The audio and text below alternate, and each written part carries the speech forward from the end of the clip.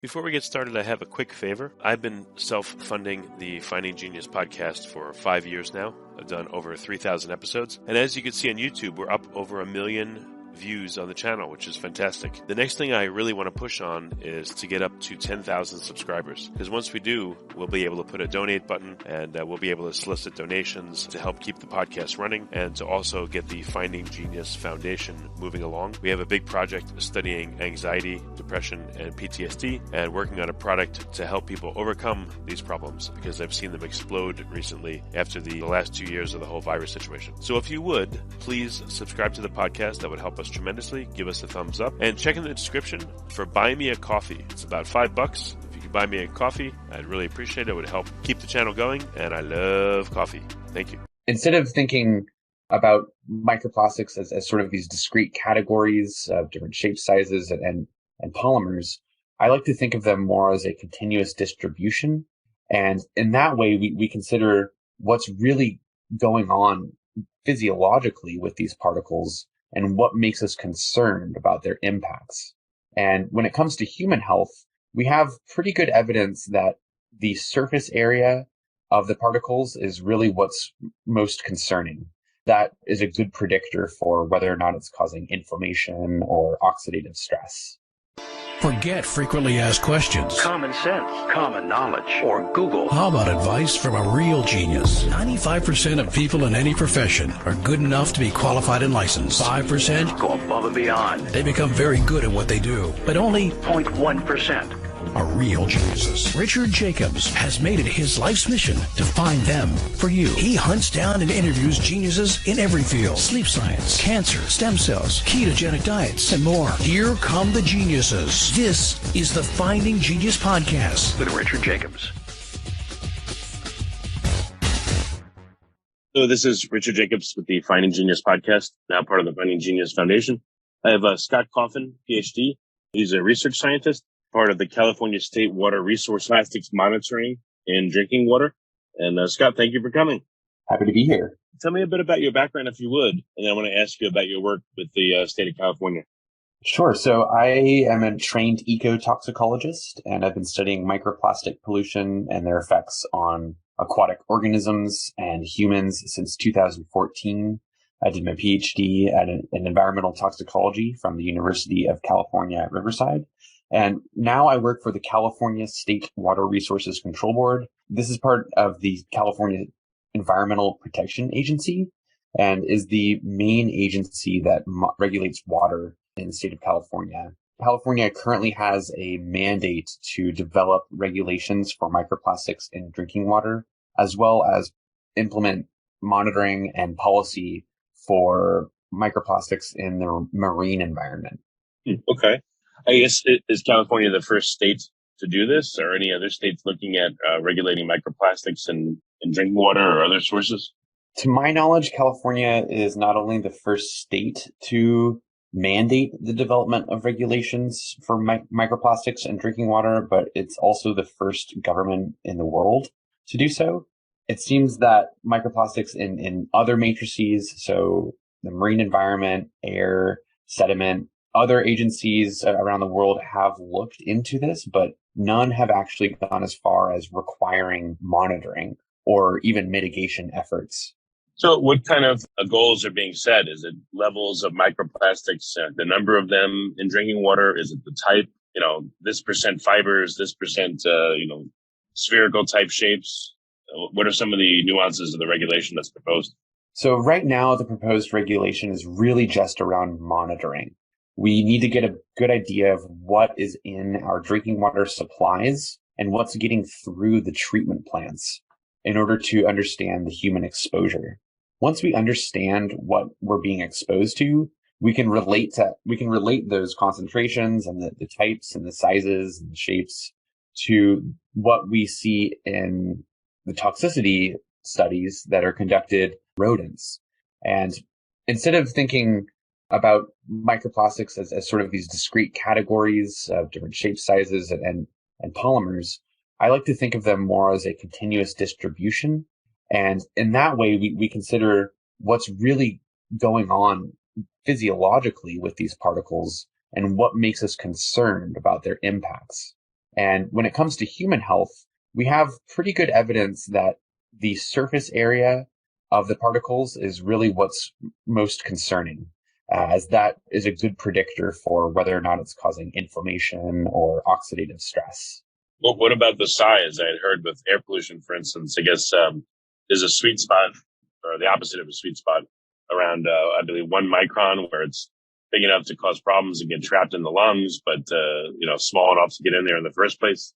So with drinking water, has anyone attempted to quantify, like you said, in this distribution, not just surface area limits, but size limits or morphology limits? Or again, is a fiber worse for human health than a spheroid particle? You hit it perfectly on the nose. The size is one of the factors that limits the bioaccessibility of the particles.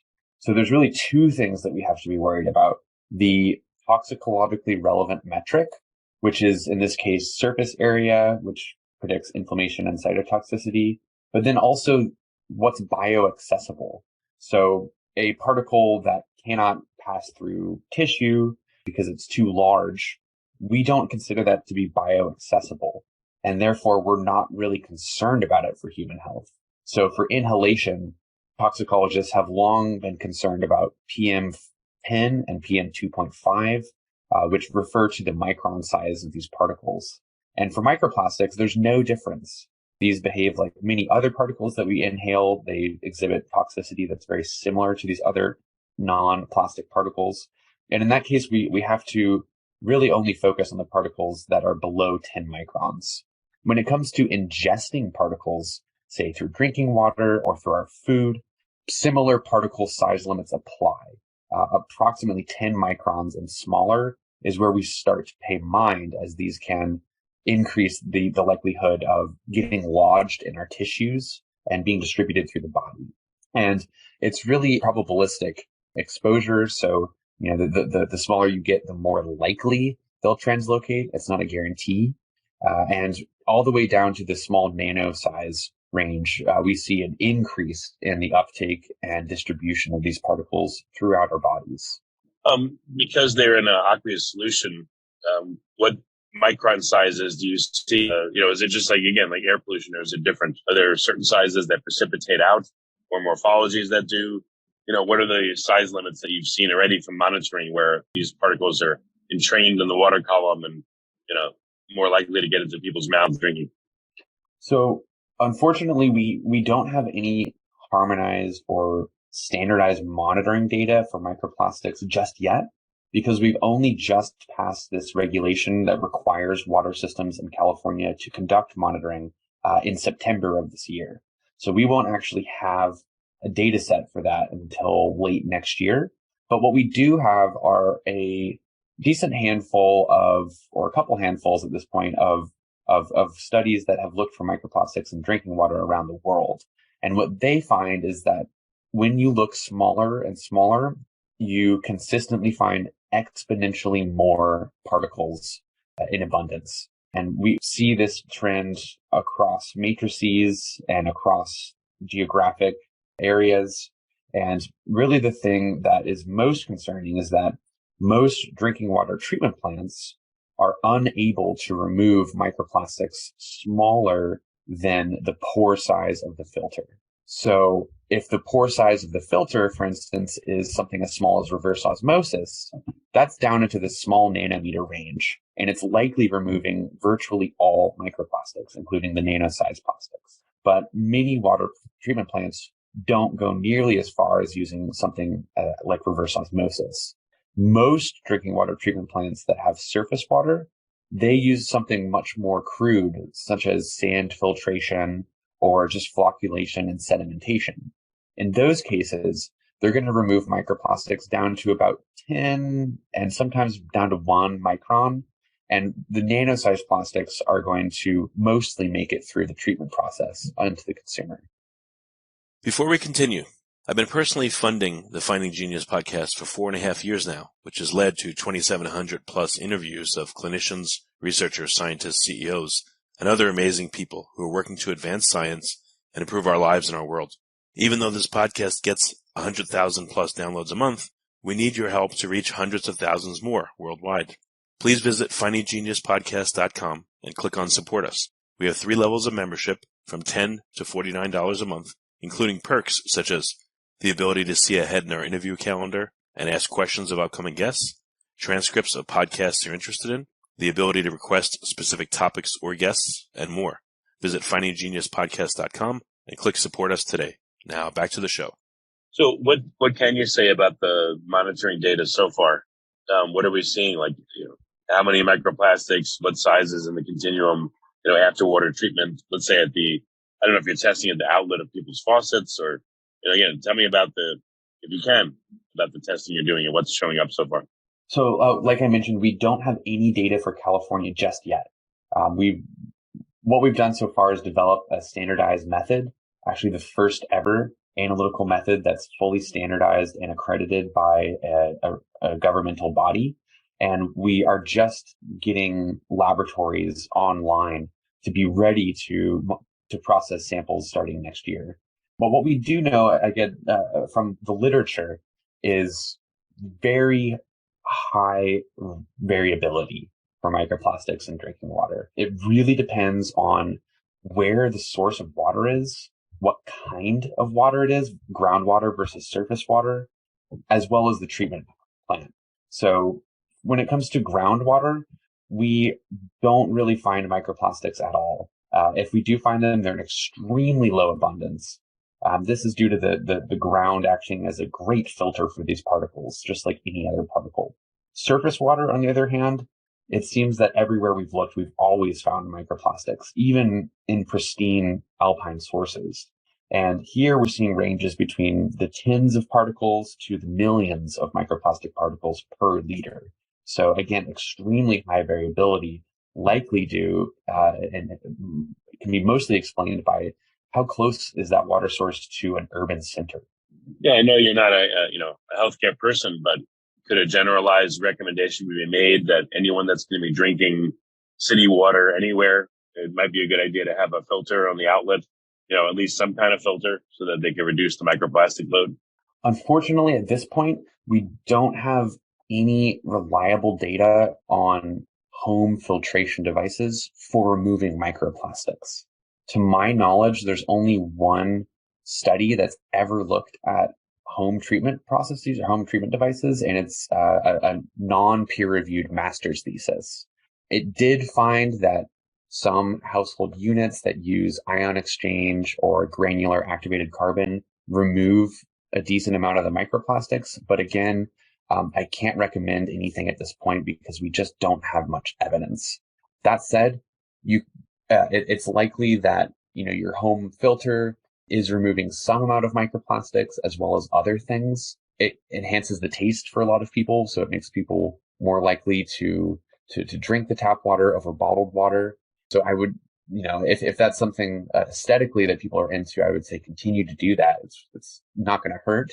And when it comes to drinking tap water or choosing whether or not you should drink tap water versus other sources, say, for instance, bottled water, or going to a store and filling up mini gallon containers, I would stick with tap water unless there's something else in your tap water that is not safe. And the reason for that is because bottled water, on average, contains 3 times higher concentrations of microplastics than tap water. And that's due to the bottle itself shedding microplastics. Hey, it's terrible. What does the testing look like? Like if I brought you a water sample, I'd say, hey, can you test it? How would you do it? Like, what do the tests look like? So first we take the particles out of the sample. You can do this using filtration, and then you want to make sure that you're getting all of the interferences out of the sample. There's a lot of other organic matter that can clog the system or prevent you from seeing the plastic particles. And so we can remove those with fairly simple methods using a base. And then once you have the microplastic particles extracted and on a filter, you can put that filter under a microscope. And typically these microscopes are outfitted with an imaging software that is often automated that can identify different particles and tell the shape, the size, and some of them are also automated in a way to tell you what the polymer is. And for this, we typically depend on one of two types of light-based spectroscopy, either using Raman or Fourier transform infrared, also known as FTIR. And these technologies have been around for decades. They're used for many different applications, but to my knowledge, their application for microplastics is the first time that they'll ever be required for use by a government agency, at least for drinking water analyses. And so these spectroscopic tests, they'll tell you the polymer type, and then you get a massive data set for each sample with each particle's shape, size, and polymer type. And all of that information goes into our state database, which is then open to the public. I was just about to ask you, where can listeners go to see pictures of microplastics, what they look like after they've been filtered out of a water source? So what recommendations do you have for that? For looking at the actual pictures, a quick Google search will get you a lot of really great results. There's a number of fantastic images that come out of Dr. Sebastian Prempke's lab in Germany, Primpke, one of the lead researchers that's really developing these spectroscopic techniques for microplastics analysis. So when you've looked at at these images, or you've done sampling maybe yourself, what do you see when you look? And I know it depends on the sample and et cetera, but in general, like what jumps out at you when you look at these filtrate results? One of the things that we've noticed is that there's a dominance of fibers. That's really the most likely type of microplastic morphology that you're going to find. And it's most of these fibers are likely coming from our clothing, which as well as our textiles in our homes. So our carpets and our rugs. If you think about all of the items in your house, take a look around, the chair you're sitting on, the carpets, the rugs, your clothes. There's so many fibers, and they're constantly shedding every time we walk on them and use them. And those are contaminating the air within our homes, as well as whenever we wash textile, many millions of microfibers may be potentially going into a wastewater treatment plant. Often those treatment plants are producing what's called biosolids, and the biosolids is where most of the microfibers go. Those can be land applied for agriculture, and agriculture is now a source of these microplastic fibers into the air. You mentioned before how these particles can travel through the air, and this seems to be one of the dominant mechanisms that we're finding microplastics, and particularly microfibers, in our drinking water sources, which is why we're finding so many in our finished drinking water. Yeah, you mentioned that, again, you'll see a lot of fibers and you'll see plenty of material in pretty much any source. So you see mostly fibers. I don't know, what's noticeable about the fibers? Like, can you tell where they've come from? Particular source? Are they all made of the same polymer? We're typically seeing polyester. That polyester makes up about 80% of the synthetic fibers that we wear. But we find, in addition to plastic fibers, we still find a lot of organic fibers, cotton and wool. These fibers, contrary to popular belief, are also relatively persistent in the environment. Now, not to the same extent as plastic fibers, which can last for theoretically hundreds to tens of thousands of years, but we use so much cotton and wool that we're also finding these contaminating our water supplies as well as the rest of our ecosystems.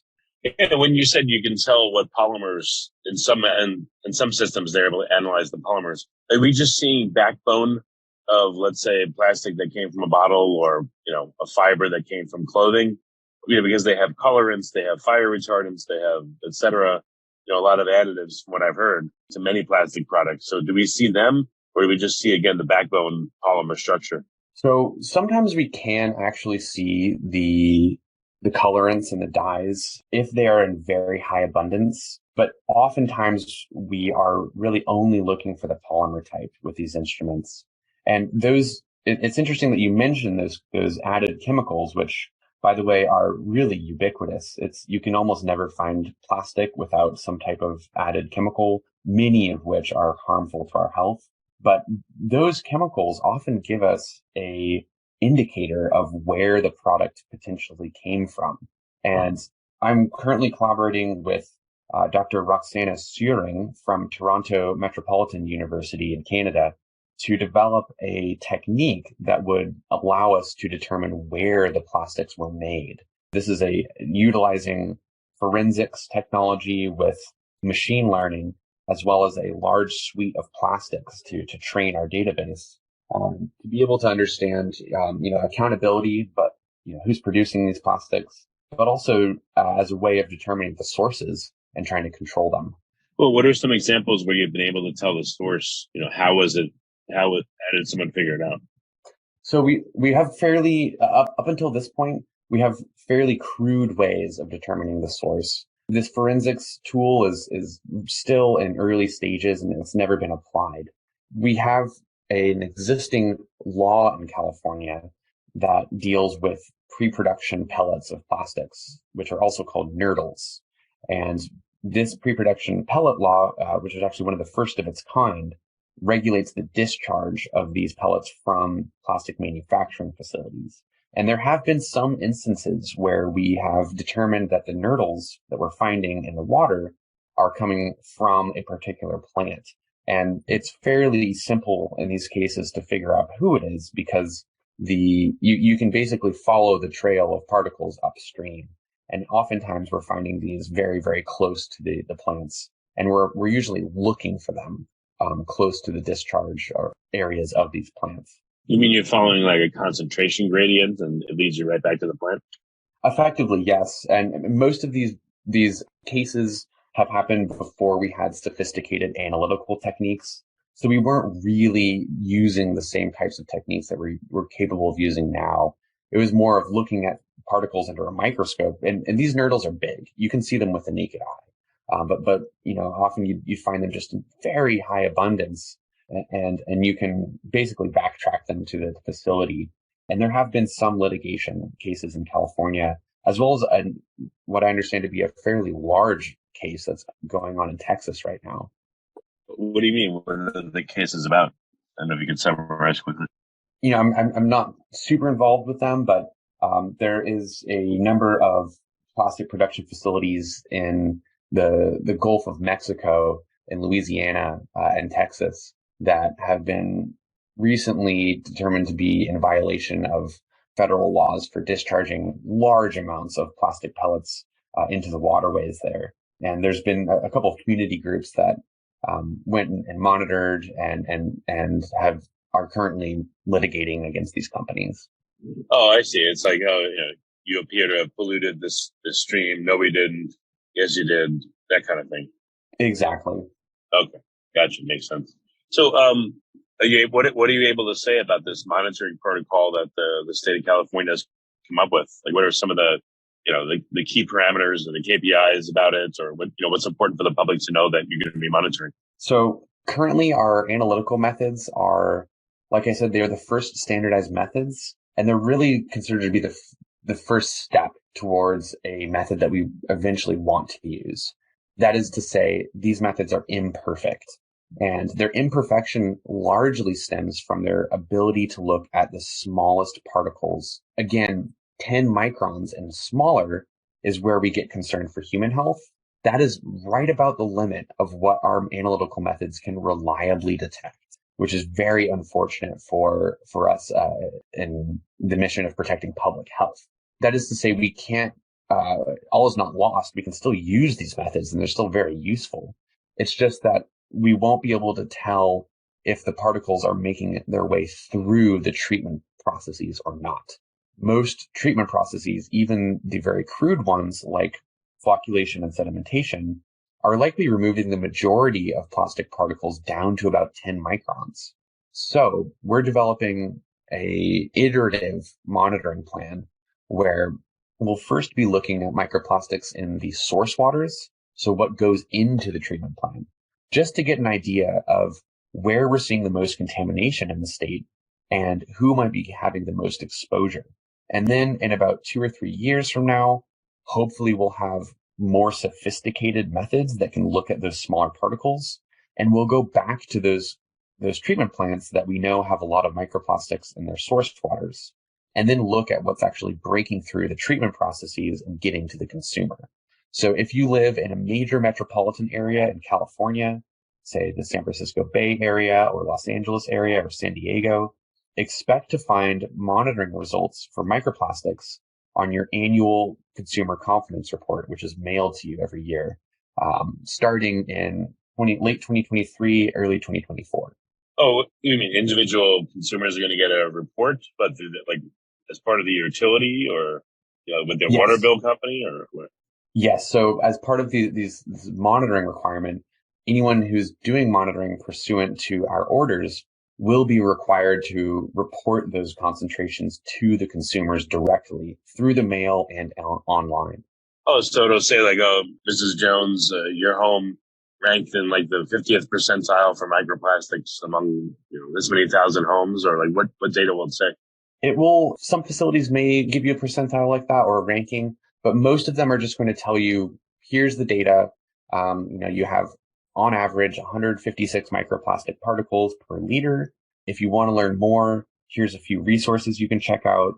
And then we also include some plain English language for what this could mean for people's health. And right now, unfortunately, we don't have a great idea of what it means for human health. We do have pretty good indicators that microplastics affect male reproductive systems, at least in rodents.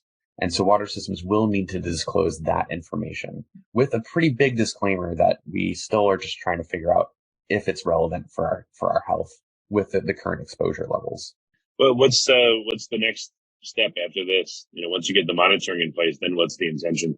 The number one goal with microplastics in drinking water is to figure out if it's something we need to prioritize. We have tens of thousands of chemicals that we are concerned about for drinking water, and many of them are unregulated. And we have limited resources as a government agency, and these water systems have limited economic and institutional resources. So we want to make sure that we are putting our attention to what is a critical threat for human health. And right now, microplastics is just a giant question mark. We don't have enough data on the toxicity, and we don't have nearly enough data on the exposure for anyone to say if this is something that is an imminent public threat or if it's something that virtually no one is risk from. So we are both supporting the monitoring and getting exposure data and looking into what's being published in the literature in terms of toxicity. One step further, we're directing the types of hazard studies that need to be conducted to get a good idea about whether or not this is causing harm to humans. Is there any point in doing a pilot study and looking at what comes as the effluent of people's homes, gray and or black water that feeds the water treatment plants? Do you mean the wastewater that comes from homes? Right, yeah. Yes. We actually already are conducting a pilot study. We have a collaboration with some water systems or wastewater treatment plants in the Los Angeles area that they're mostly focused at this point on getting the analytical methods fleshed out, robust and useful for the state. But once those methods are fully validated in about a year or so, then we'll be using them on a statewide basis to look for microplastics in our waste streams. Hey, and you mentioned earlier that it's not too terribly difficult to discern up to about 10 microns what's there, but why is it harder to go down, let's say, to 1 micron? What technology does it require that would be more expensive or that you don't have maybe? There's two main things. One is the microscope. Most optical microscopes are simply not capable of looking at particles that small. They look very grainy when you're looking at them, and it's really hard to tell what's going on. And the second is more important. This is a spectroscopic limitation of both Raman and FTIR. We call this the diffraction limit. And effectively, how the spectroscopic methods work is by shooting a laser at the particle, and the laser comes back to a detector. And the wavelength of these lasers for Raman and FTIR is right around 10 microns. Raman is a little bit shorter than FTIR, but what that means is the light, the laser, may actually miss the particle because the particle is smaller than the wavelength of light. And so that's a real difficult issue to get around. There are some highly innovative technologies that can circumvent that physical issue using both FTIR and Raman, but they're currently very expensive or still being developed. And then there's a suite of other methods that can be used to look for nanoplastics, but they're just still in the research phases yet, and they're not anywhere close to being used. They're not mature enough for regulatory monitoring. What would you have to use? I guess an electron microscope in order to see the 1 micron or smaller particles? Often scanning electron microscopes are used for nanoplastics. There's a number of other techniques, both optical and non-optical. One of the most promising techniques is using existing gas chromatography mass spectrometry, which is one of the major tools that we already use for other organic contaminants. Most chemicals that we worry about in drinking water, we use GCMS to monitor for them. And you can modify this instrument to look for nano and microplastics if you are able to pyrolyze the polymer. So basically you're burning the polymer and then it goes into the instrument. That is a technology that I'm really excited about that should be available within about a year or two for regulatory monitoring. Right, but then you lose the morphology and the number of particle data and all that stuff. Exactly. And that may or may not be an issue, depending on what type of information you already have. So in the case of drinking water, we have a couple of high resolution monitoring studies that have detailed the size distributions and the shape and the polymer. And what we're finding is that depending on the water source, they can be fairly consistent across geospatial boundaries. And so if we understand these distributions, we don't necessarily need to get all of those bits of data for every single sample. We can just use a shortcut method, like looking at the mass or even looking at the particle count. And that'll get us a better understanding it'll give us enough information to use for risk assessment without going through the expensive steps of using these highly sophisticated methods. Well, what happens when you're able to do these analyses and you see that, I'm not saying you will, but let's say you do see a significant amount of microplastics and that it does appear to, seriously adversely affect people's health, then what? So if we have evidence for harm and risk is likely for humans in California, we will proceed with the next step that we have in our toolkit for protecting public health, which would be to issue what we call a notification level or response level. And these are effectively pseudo-regulatory tools that we can issue rapidly to protect public health. And what they mean is if these levels are exceeded in drinking water treatment plant has to do one of three things. They either have to treat the water to remove the microplastics below that level. They could take the water source offline, or they could inform the consumer that this chemical or microplastics is exceeding what the state says is a safe level. And typically water systems want to avoid that last option because the potential blowback from the community can be quite large, right? And so they typically try and do the first two options. Eventually, we would proceed to an actual regulation, which is called a maximum contaminant level, or MCL. And this would be a regulatory standard that says, if this contaminant is above this level, there will be economic consequences for that water system. And so they're really on the hook to treat or get the levels below that level. But developing an MCL can take many years, and it's a very lengthy and involved process. Okay. Makes sense. Well, very good, Scott.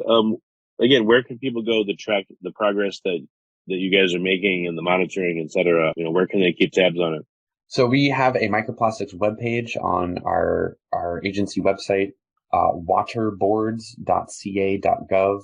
And if you look for microplastics, you can find all of the information there for our efforts in drinking water all in one place. Okay, very good.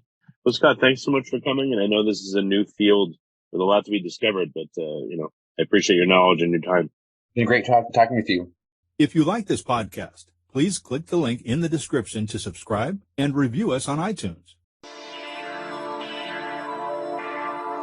You've been listening to the Finding Genius podcast with Richard Jacobs.